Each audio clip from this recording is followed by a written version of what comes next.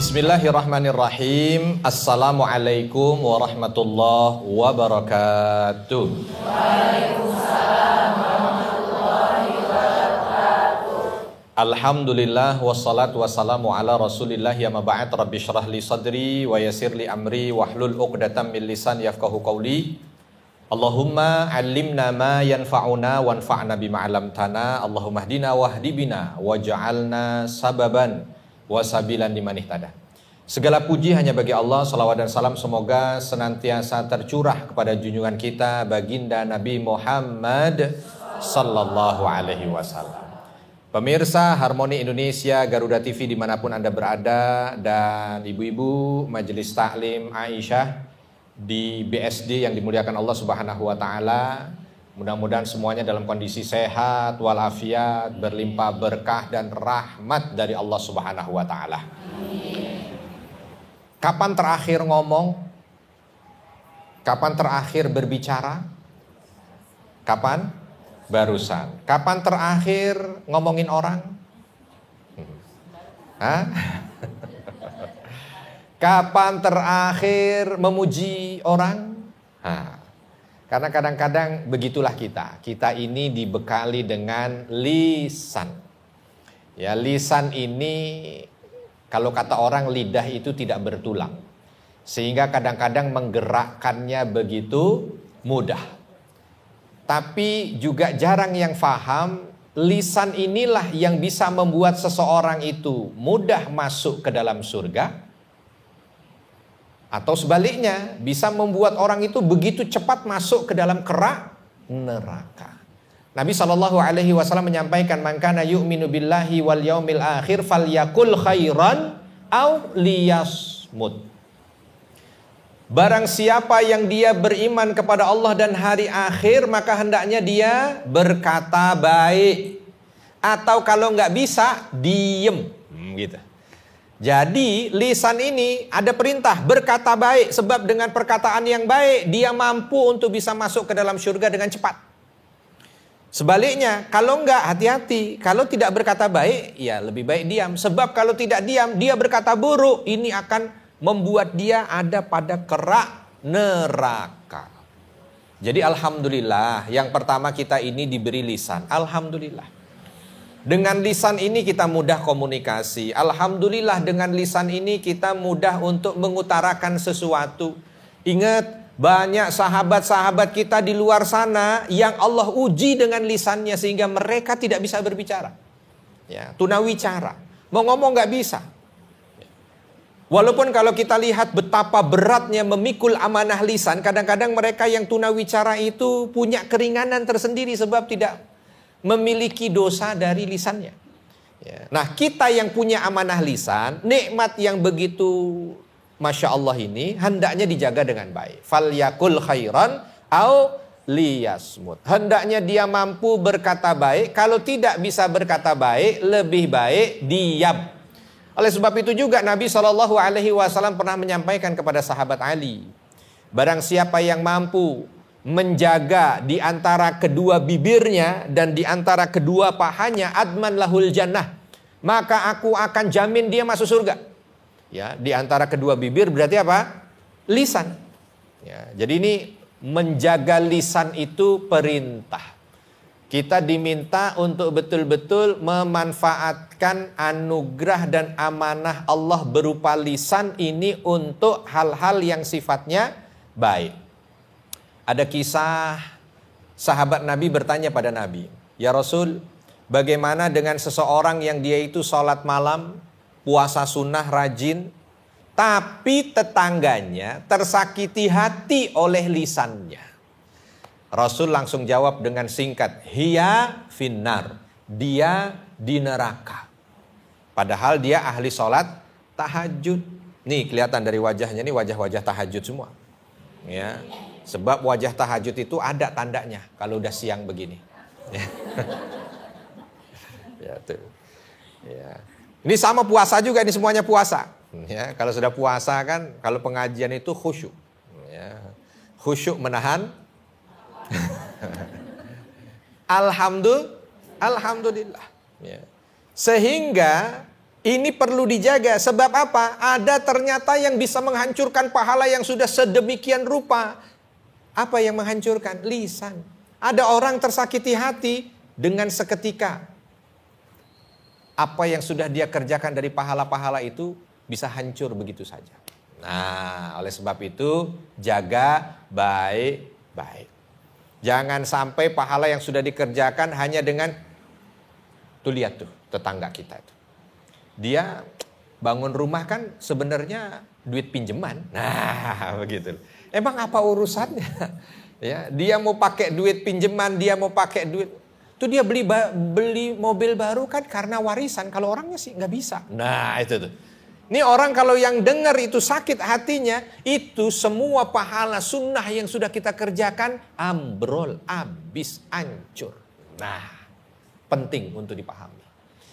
Nah, sahabat yang sama ini tanya balik kepada Rasul. Ya Rasul, bagaimana dengan seseorang yang kalau ibadahnya itu biasa-biasa saja, ibadahnya itu standar-standar saja, tapi tetangganya itu begitu bahagia dengan lisannya. Tetangganya itu senang kalau diomongin apa oleh dia. Nabi pun tidak pakai ngomong, nggak pakai tunggu lama. Langsung Nabi menyampaikan, hiya fil jannah. Dia ini di surga. Ya. Mungkin ada di antara kita itu yang sholatnya standar, biasa aja. Tapi lisannya ini loh, ditunggu orang. Lisannya ini dinanti orang. Lisannya ini kalau sudah ngomong, orang itu langsung merasa, ya Allah, alhamdulillah. Karena ada orang-orang yang begitu tuh. Kita kalau ketemu dia, ngomong, itu omongannya itu bisa memecahkan segala masalah. Tapi ada orang yang kita datang sama dia nggak punya masalah. Ketemu sama dia, jadi punya masalah, gitu ya. Sebabnya karena lisan. Maka lisan ini perlu dijaga, lisan ini perlu untuk di-manage, ya, supaya lisan ini yang nanti bisa mempercepat kita masuk ke dalam surga Allah Subhanahu wa ta'ala. Ini lisan, semua dari kita punya lisan ini, semua dari kita diberikan anugerah ini. Ya, maka kata Nabi tadi dipegang betul, fal yakul khairon, ngomong baik, ngomongnya baik. Kalau nggak bisa, liyasmut. Hendaknya dia cuman diem aja. Ya. Saya kira yang mengetahui tentang mana kalimat baik sama mana kalimat buruk itu mereka-mereka yang sudah sering pengajian. Ibu-ibu udah sering pengajian. Maka tahu mana yang baik, mana yang buruk. Ya. Gibah itu baik apa buruk? Buruk. Siapa yang sudah tidak ngegibah 7 tahun? Nah, ya. Siapa yang baru saja ngegibah 7 jam yang lalu? Nah, ini kan. Tuh, kita udah tahu tuh, kita udah bisa memilahnya. Artinya kita sebenarnya sudah tahu, tinggal kita jaga lisan ini. Ada sesuatu yang Allah titipkan dari lisan itu yang mampu untuk membuat seseorang itu mendapatkan ridha Allah yang luar biasa. Dan ada, karena begini, pernah dulu para sahabat, ya sekelas sahabat namanya juga manusia kan, tidak pernah luput dari kekurangan, tidak pernah luput mungkin dari kesalahan. Tetapi kekurangan dan kesalahan itu menjadi pelajaran buat kita. Ada sahabat ketika melihat Abdullah ibn Mas'ud. Abdullah ibn Mas'ud itu punya perangai fisik kurus. Ketika naik ke atas bukit, begitu dilihat di atas bukit ini, tersibaklah kainnya. Lalu dilihat kakinya ini kecil. Lalu sahabat satu dengan yang lain ada yang saling bisik-bisik. Ini cuma bisik-bisik. Ternyata kakinya kecil. Begitu bahasanya. Itu kata Nabi SAW mendengar kalimat itu, padahal nggak ada niat menghina. Nggak ada niatan untuk menjelekkan atau mengecilkan, nggak ada. Tapi Nabi membentengi jangan sampai kalimat itu membuat kaum muslim ini terpecah belah. Sehingga Nabi mengatakan kalau kalian tahu apa yang ada pada kaki Abdullah ibn Mas'ud itu, kalau itu ditimbang dengan gunung Uhud emas, maka jauh lebih berharga dan mulia kaki sahabat yang kalian omongin katanya kakinya kecil itu tadi. Ya. Nah kadang-kadang kita tidak bisa menjaga itu. Kita ngomongin orang padahal mungkin orang yang kita omongin itu adalah hamba yang paling dicintai oleh Allah. Ya, hamba yang disayangi oleh Allah.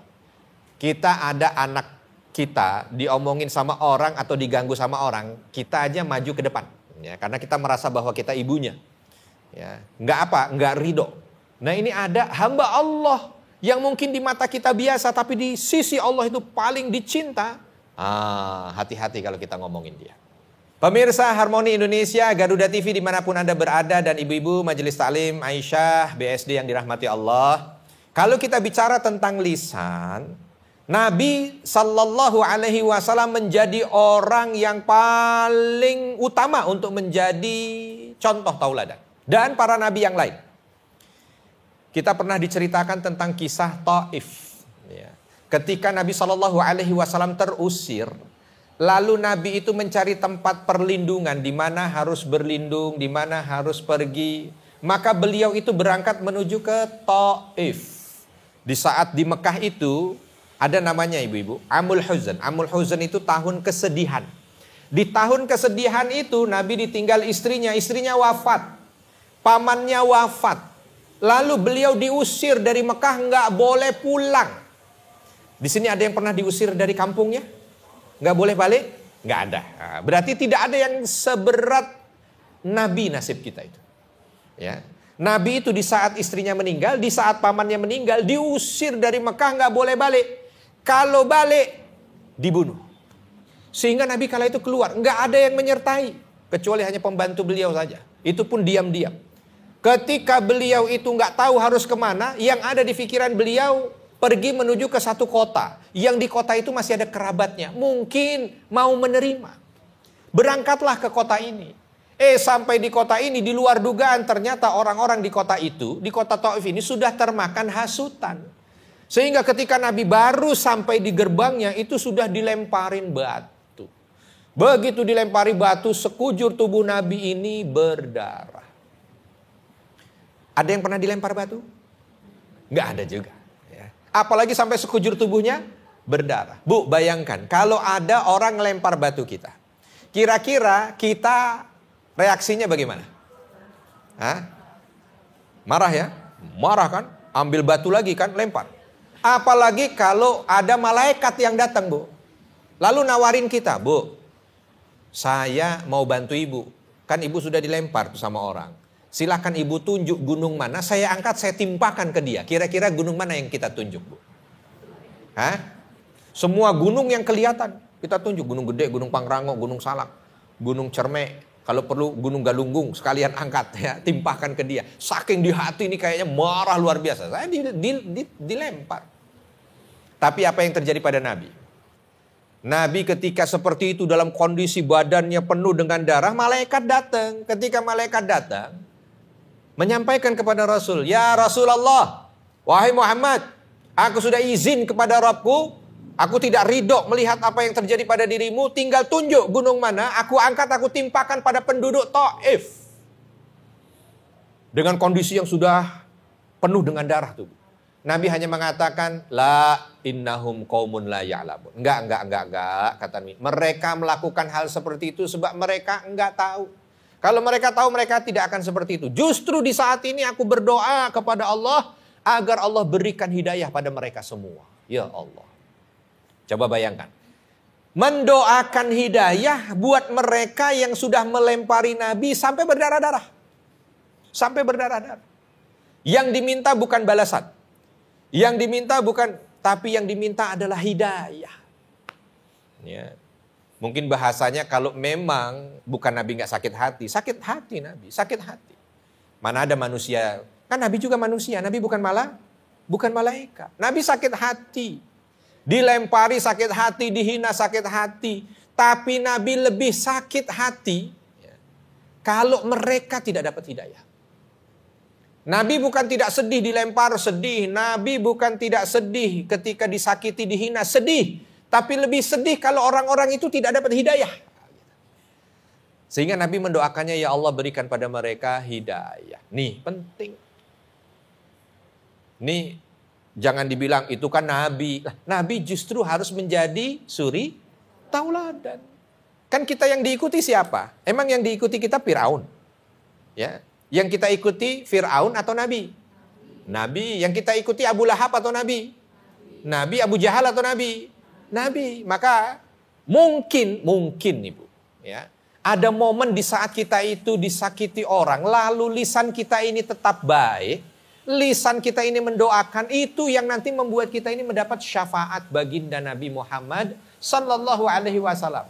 Walau tidak harus kena timpuk, tidak harus kena lempar, tidak harus sampai berdarah-darah, tapi ada momen di mana kita itu lisan kita baik sehingga kita mendoakan dia, mungkin itulah momen di mana nanti kita akan mendapatkan syafaat baginda Nabi Muhammad sallallahu alaihi wasallam. Ada lagi kisah yang masyhur, Nabi Yusuf. Nabi Yusuf itu, Masya Allah tuh ceritanya nggak kalah pahit, nggak kalah sedih. Punya 11 saudara, karena beliau ber-12. Ya. Yang 10 ini kakak-kakaknya semuanya iri dengki. Di sini ibu-ibu ada yang punya 10 kakak? Punya 10, terus kakaknya semua dengki? Enggak. Ya, nih kita lihat nih, ini satu manusia yang bernama Yusuf alaihi salam. Kakaknya 10 semua dengki. Saking dengkinya mau dibunuh. Enggak bisa dibunuh karena mereka takut apa yang nanti menjadi murka dan marah bapaknya. Dimasukin sumur, Bu. Sumurnya bukan sumur di tempat kita. Kalau sumur di tempat kita itu dekat-dekat rumah. Ini enggak, sumur di tengah padang pasir. Dimasukin sumur. Umur di bawah 5 tahun dimasukin sumur. Kebayang itu. Di sini ada yang di bawah 5 tahun pernah dimasukin sumur. Enggak ada lagi udah. Artinya kita ini jangan merasa diri kita itu paling berat gitu loh.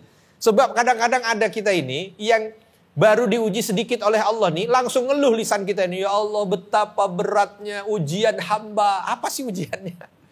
Ya, ujiannya apa? Nih kita lihat ujian para nabi yang jelas-jelas mereka itu sangat dicintai Allah, paling dekat dengan Allah, paling bertakwa aja.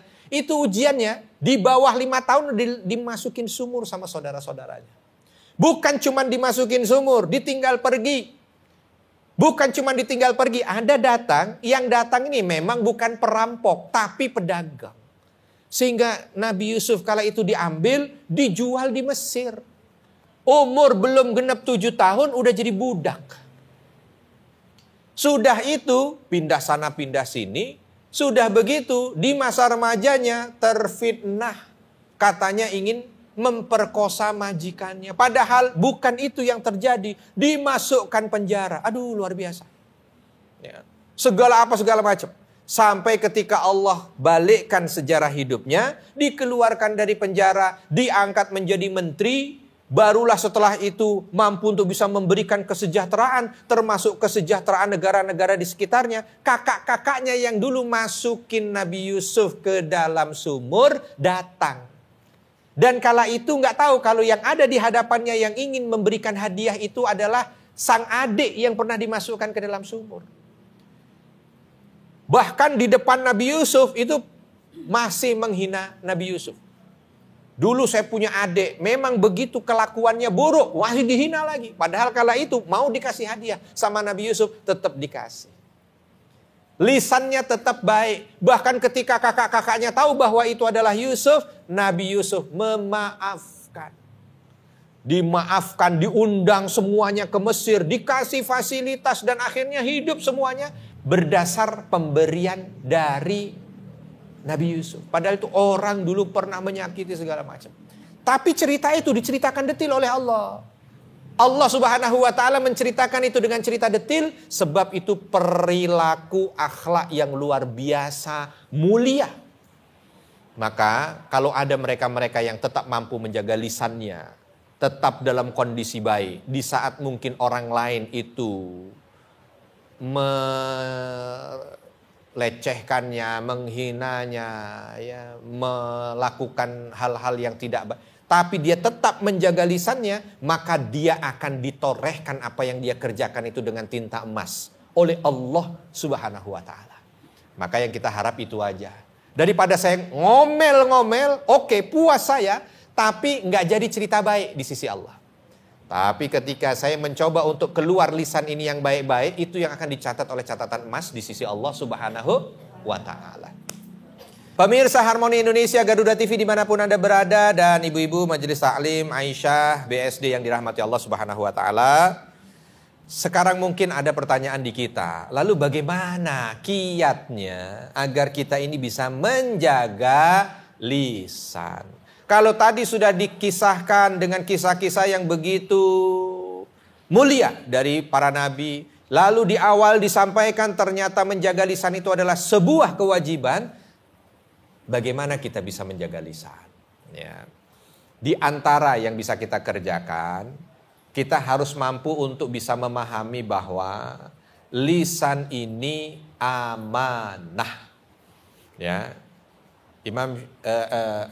Umar bin Khattab radhiyallahu anhu. Umar bin Khattab pernah mengatakan begini, "Man katsura kalamuhu katsura saqatuhu." Barang siapa yang banyak ngomong, omongannya banyak, akan banyak salahnya. Yang banyak salahnya akan banyak dosanya. Kalau banyak dosanya, makin dekat ke neraka. Lah, yang dikit ngomongnya, dikit salahnya. Kalau dikit salahnya, dikit dosanya. Kalau dikit dosanya, dekat ke surga. Berarti di antara tips supaya kita ini mampu untuk bisa menjaga amanah lisan adalah minimalisir ngomong. Ya, minimalisir berbicara.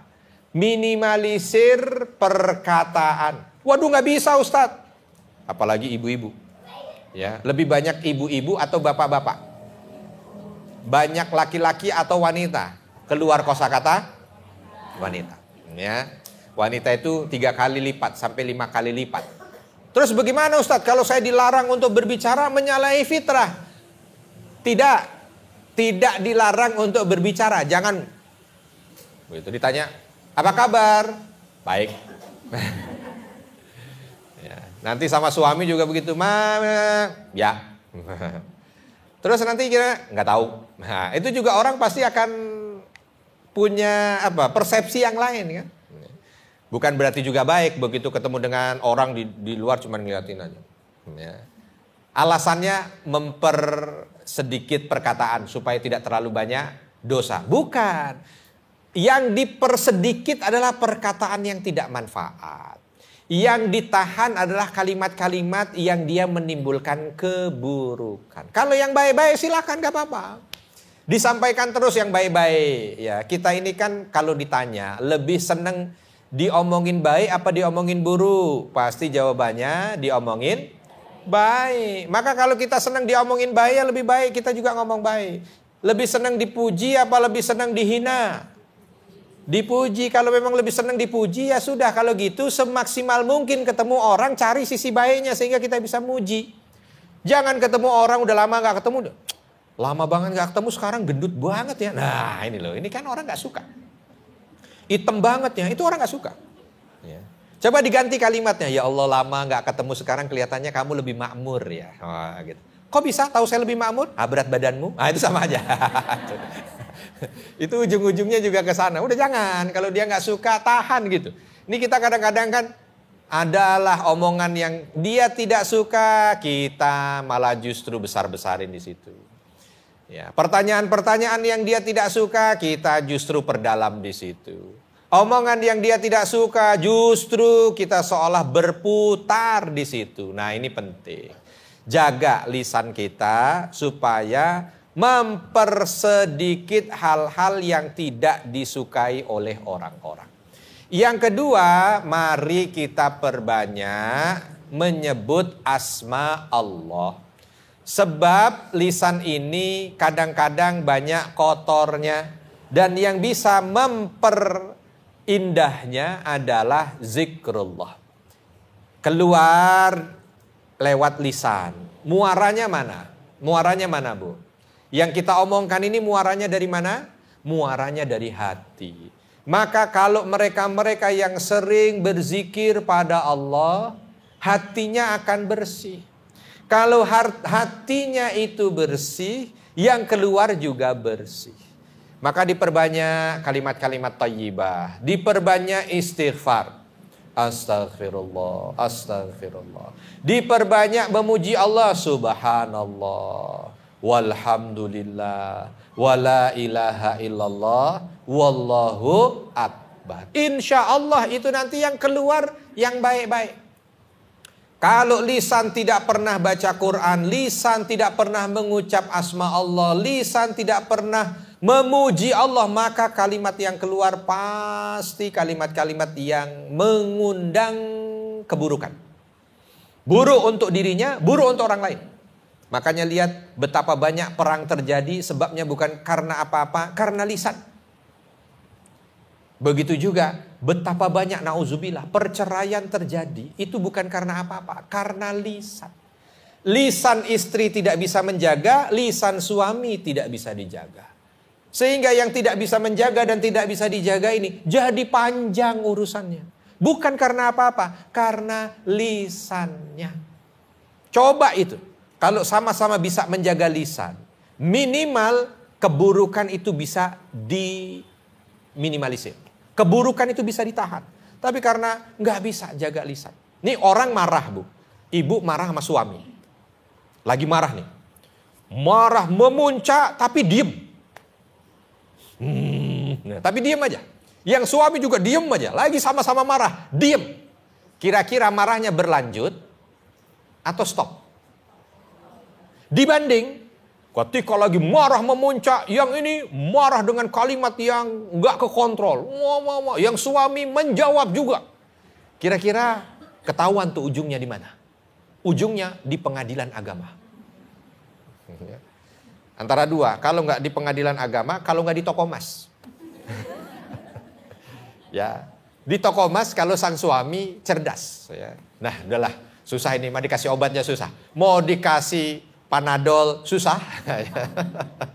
Mau dikasih susah, tinggal dibawa mana? Dikasih,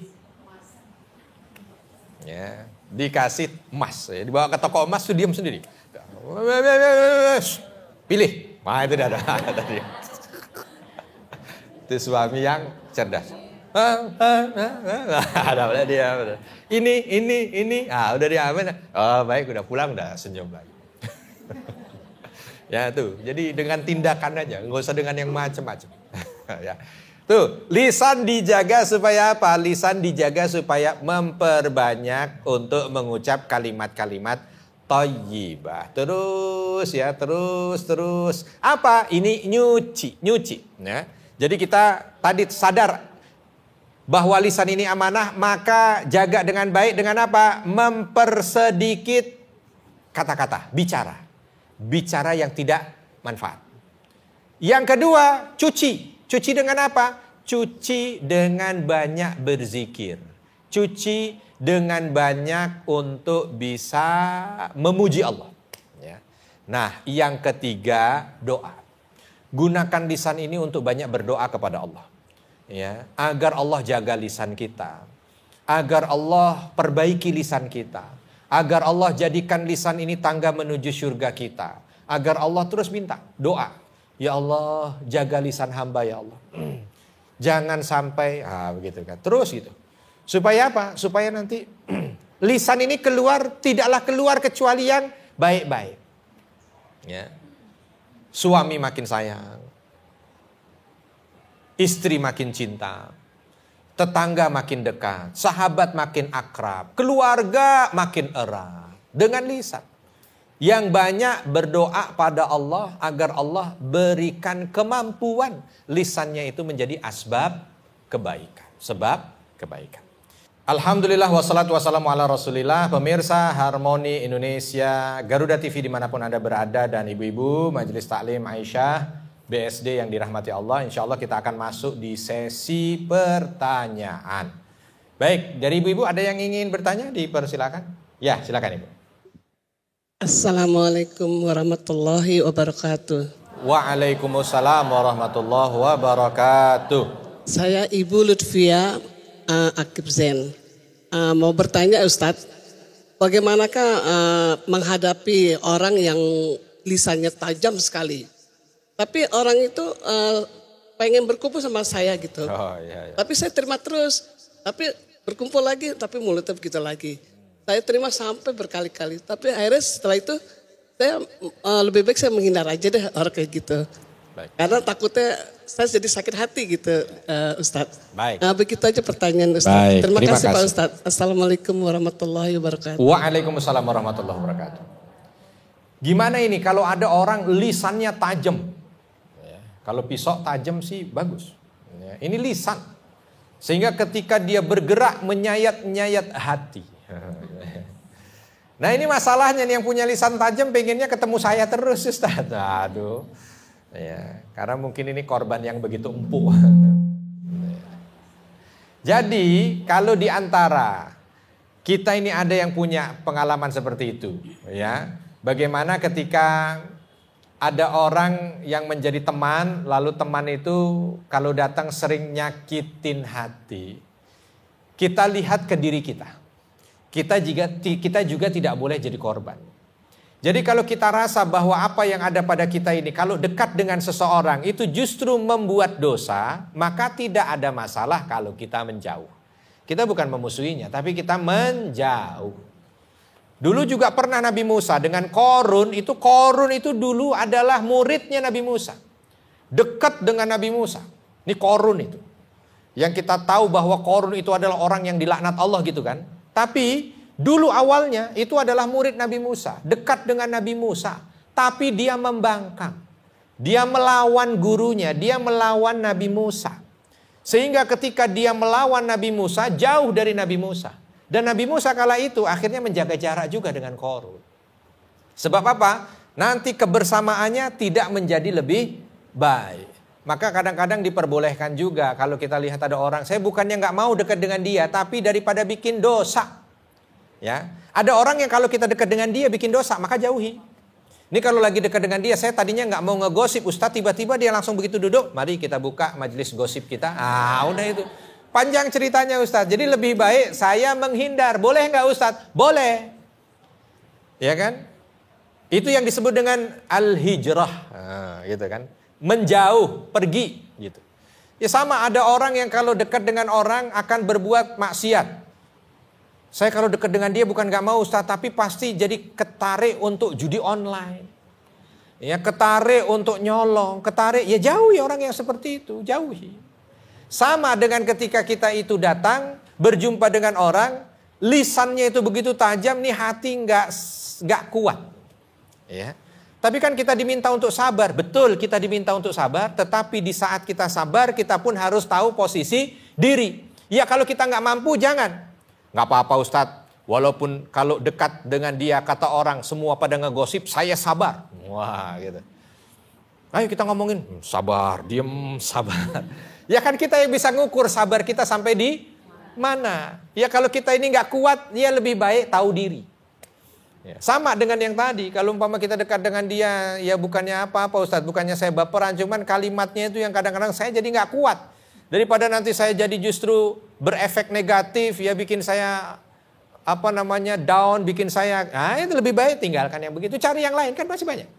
Carilah komunitas yang lisannya itu positif. Carilah komunitas yang mampu untuk bisa saling menasehati. Makanya kan diminta itu tawasau bil haq, tawasau bis sabr. Saling nasihat menasehati dalam kebenaran, saling menasehati dalam kesabaran.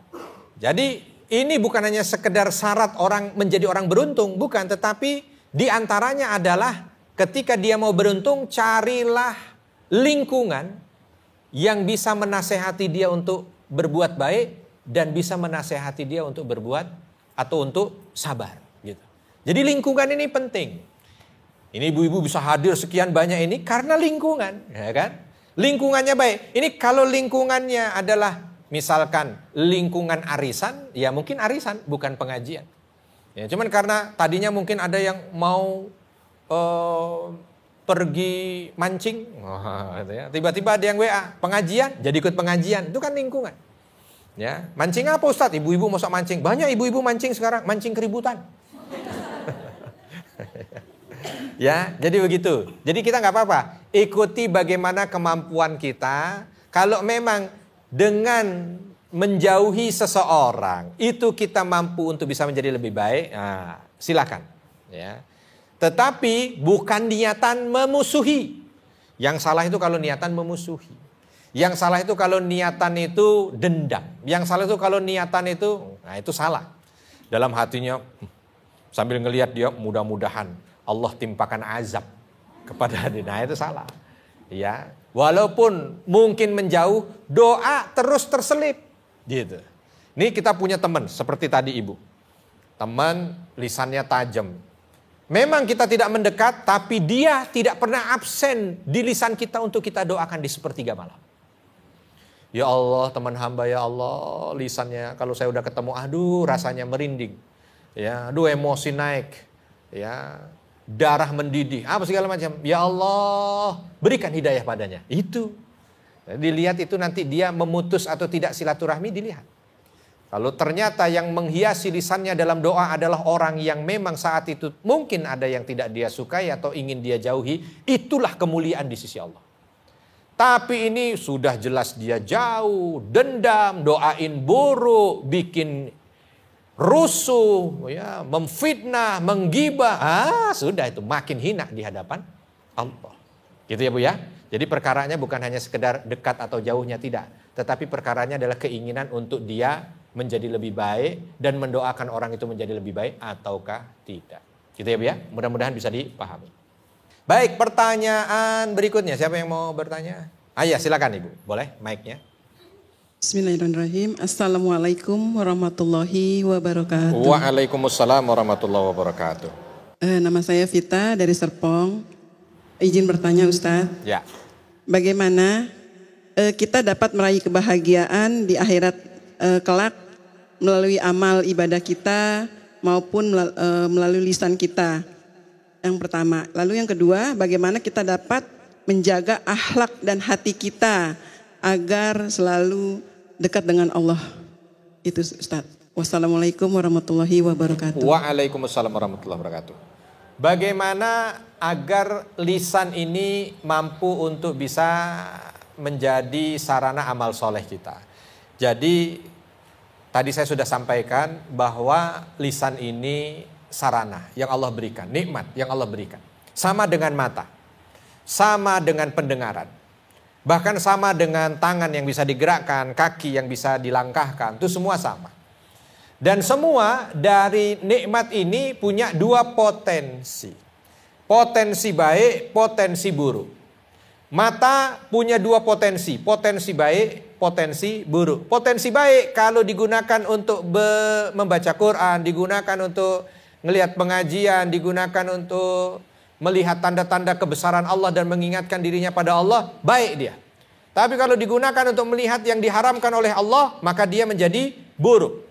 Telinga juga begitu, sama dengan lisan. Maka coba sebelum ya kita ini mengucap apapun, coba cek hati kita ini, tanya istafti qalbak, cek hati kita, tanya kira-kira yang mau saya ucapkan ini baik atau tidak.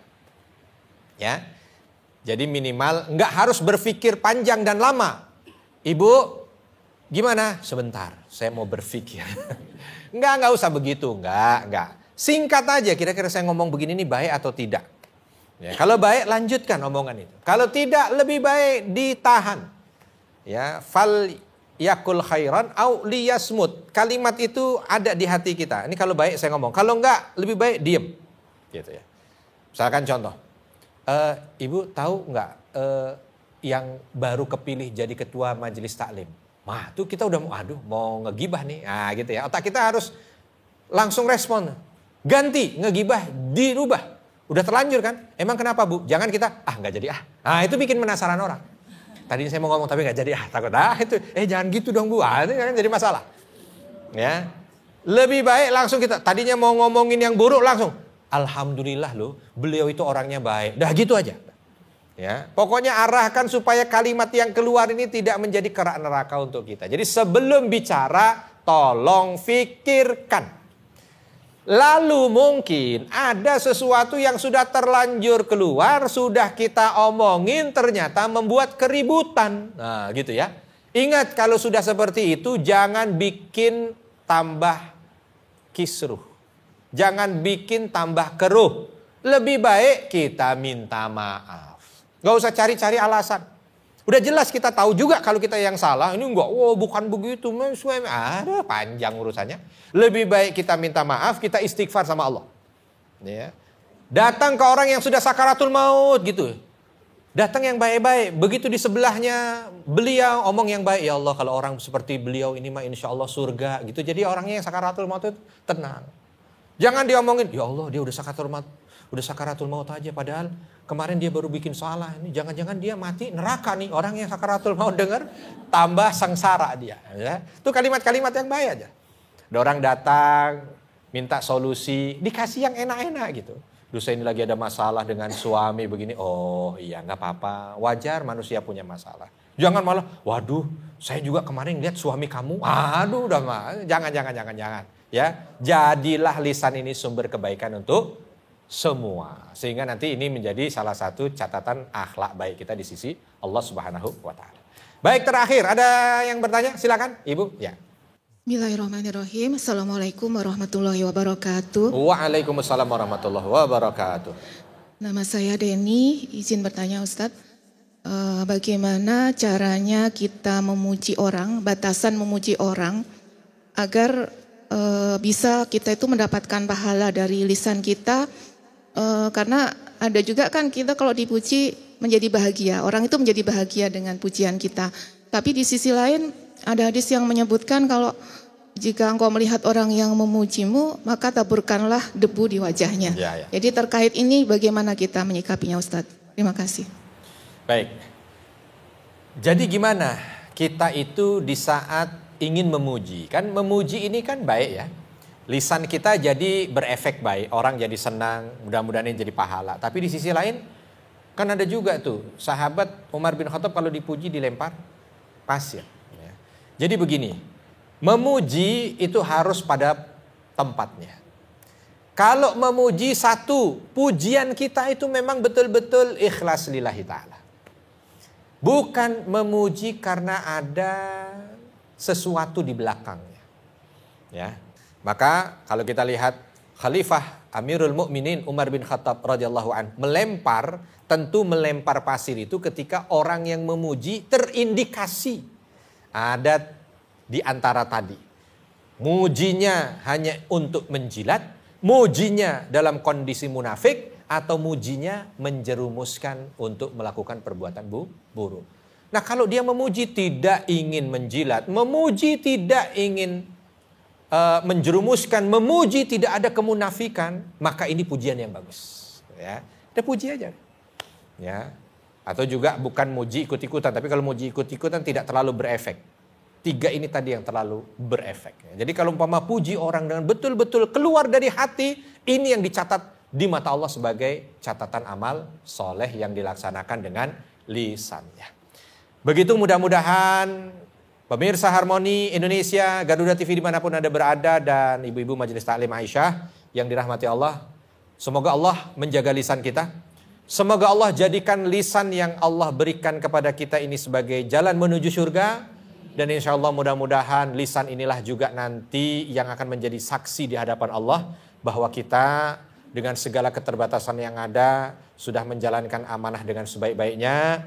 Dan mudah-mudahan Allah Subhanahu wa ta'ala jadikan hidup kita baik di dunia maupun di akhirat menjadi lebih baik dengan lisan yang terus lebih baik. Mari kita sama-sama akhiri dengan berdoa kepada Allah Subhanahu wa taala. Alhamdulillahirabbil alamin, hamdan syakirin, hamdan na'imin, hamdan yuwafi ni'amahu wa yukafi'u mazidah. Rabbana lakal hamdu kama yanbaghi li jalali wajhikal karim wa 'azimi sultanik. Allahumma ighfir lil mu'minina wal mu'minat wal muslimina wal muslimat al ahya'i minhum wal amwat innaka sami'un qaribun mujibu da'wat ya qadiyal hajat. Rabbana zalamna anfusana wa illam taghfir lana wa tarhamna lanakunanna minal khasirin. Ya Allahu ya Rabbana, ya Tuhan kami, ya Rahmanu ya Rahim, yang maha pengasih, maha penyayang. Kasihanilah kami, sayangilah kami ya Allah. Dengan lindungi lisan kami untuk terus melakukan aktivitas yang baik. Mengucapkan hal-hal yang Engkau ridhoi. Lindungilah kami dengan melindungi lisan kami dari mengucapkan hal-hal yang mengundang murka-Mu ya Allah. dan mengucapkan hal-hal yang mendatangkan keburukan untuk dunia dan akhirat kami ya Allah. Ya Allah, kami faham lisan kami sudah begitu banyak kalimat-kalimat buruk yang diucapkan. Maka ampunilah segala dosa kami yang pernah kami perbuat dari lisan kami ya Allah. Ampunilah segala kesalahan kami dan perbaikilah segala kekurangan kami dari lisan kami ini ya Allah. Ya Allah, berikanlah kekuatan pada kami, berikanlah kekuatan kepada seluruh rakyat Indonesia, berikanlah kekuatan kepada para pemimpin kami untuk bisa menjaga lisan ya Allah. Agar lisan kami, lisan seluruh rakyat Indonesia, lisan pemimpin kami ini mampu untuk bisa menjadikan negara ini negara yang Engkau ridhoi, negara yang Engkau rahmati, negara yang Engkau berikan limpahan karunia kebaikan pada seluruh rakyat yang ada di sini ya Allah. Jagalah lisan kami, agar lisan kami ini selalu mendoakan. Yang keluar adalah doa-doa baik untuk sahabat-sahabat kami. Doa-doa baik untuk keluarga-keluarga kami. Doa-doa baik untuk para pemimpinnya dan doa-doa baik untuk para rakyatnya. Rabbana atina fid dunya hasanah wa fil akhirati hasanah wa qina adzabannar. Wa sallallahu wa sallama ala nabiyina Muhammad walhamdulillahi rabbil alamin. Subhanakallahumma wa bihamdika asyhadu an la ilaha illa anta astaghfiruka wa atubu ilaik. Wassalamualaikum warahmatullahi wabarakatuh.